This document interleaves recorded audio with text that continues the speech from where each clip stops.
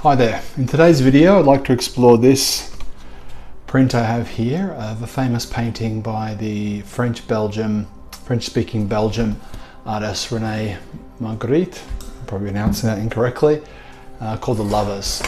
And I'd like to explore, at least for me, what this painting speaks to, which is, for me, my interpretation of this is the kind of strange paradox and conflict between our desire for intimacy and our fear of intimacy. And as you see in this picture, called The Lovers, there are these two people kissing and embrace, which is really a very intimate act for humans. Yet at the same time, they're covered and veiled in this cloth. So on one hand, there's a kind of strangeness and distance, but on the other hand, they're in this act of intimacy.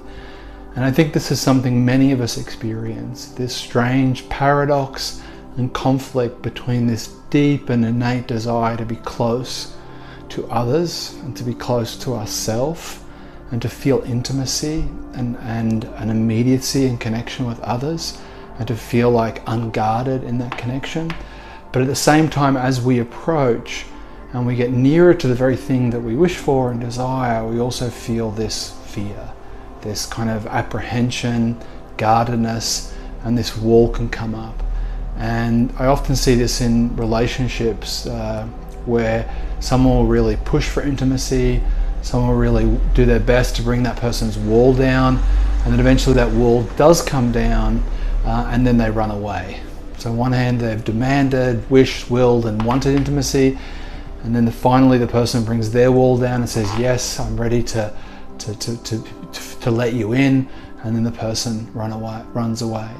So I think for all of us is this challenge of what is it to be really seen, and how do we allow ourselves to be seen by others in an authentic and open way, but at the same time acknowledge there's a part of that that's quite scary, because I think at the same time we want to be loved and we want to be seen, but I think a lot of us have fears that in that process of being seen we're going to be rejected, that we're going to be abandoned, and we're going to be judged and shamed. And that may come for many of us from experiences during our childhood where we go to be ourselves, where we go to be authentic, and we're told directly or indirectly not to do that, that to do that means we're not going to be loved. Our parents and our culture often impose expectations and desires for us to be a certain way, and so the message is, in order to be loved, you have to be X, you have to be Y, you have to be this, and we internalize that. So the idea of really being seen for all of who we are can invoke very strong fears of rejection and shame and judgment.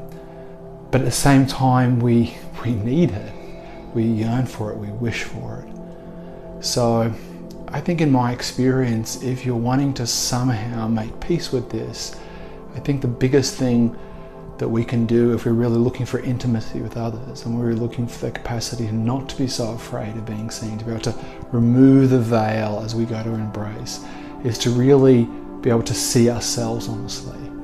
And I think this is one of the critical steps of allowing others to see us, is we have to be able to see ourselves honestly without judgment and without critique. You know, to be able to view ourselves, you might say objectively or clearly, but at the same time with compassion, care, and kindness.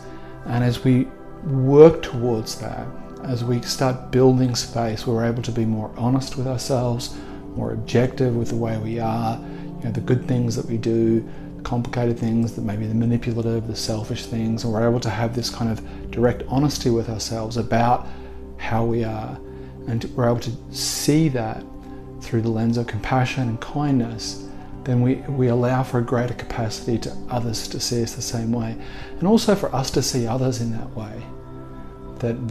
Because that also can happen at times where people do let their guard down and we do reject them, that they reveal something about themselves that maybe we don't like.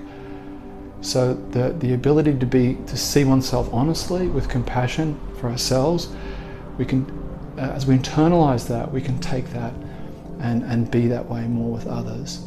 So I think, to me, my kids hate this painting, my wife doesn't like it, I think it's kind of dark and weird, but I think it's a really interesting psychological painting about this paradox of the desire for connection the desire to be close, but also the desire to veil ourselves from that very closeness. And at least for me, the process of undoing that or loosening some of that is through the process of really being able to be with myself, to be able to see myself honestly and kindly. I hope this has helped. I hope you found it interesting. If you enjoyed this video, please like and subscribe. Take care of yourself.